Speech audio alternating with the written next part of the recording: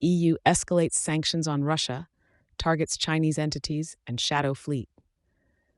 In a significant escalation of its sanctions regime, the European Union has unleashed a new wave of measures against Russia, intensifying pressure on the Kremlin and its global network.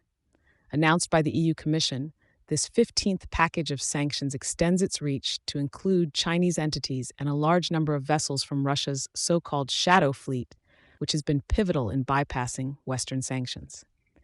As the war in Ukraine persists, the EU is taking decisive steps to thwart Russia's efforts to evade economic restrictions. The latest sanctions list features an additional 52 vessels, raising the number of ships targeted to 79.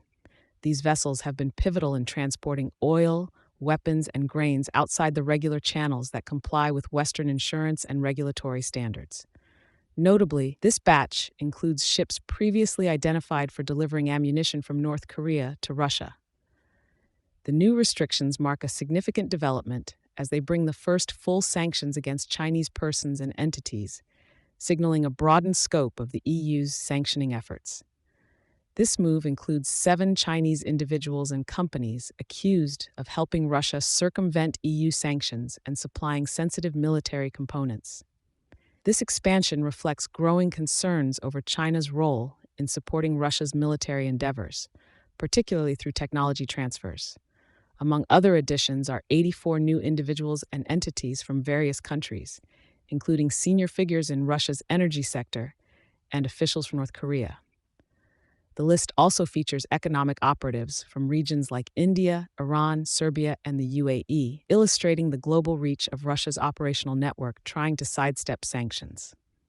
Separately, the sanctions have spotlighted Niels Troost, an EU businessperson linked to trading Russian crude oil beyond set price caps. Despite his denial and intent to challenge the EU's decisions, his case underscores the complex international web of trade relationships that the EU aims to disrupt with these sanctions. These expanded sanctions come as part of the EU's broader strategy to incapacitate the economic mechanisms that allow Russia to sustain its military engagement in Ukraine. The EU, along with the G7, continues to innovate on financial countermeasures, including leveraging frozen Russian central bank assets to support Ukraine directly.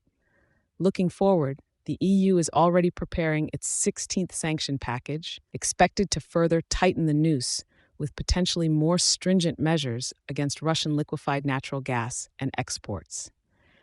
As the global community watches, these developments could set a precedent for the nature and reach of international sanctions in response to geopolitical conflicts. Thank you for choosing Satori News.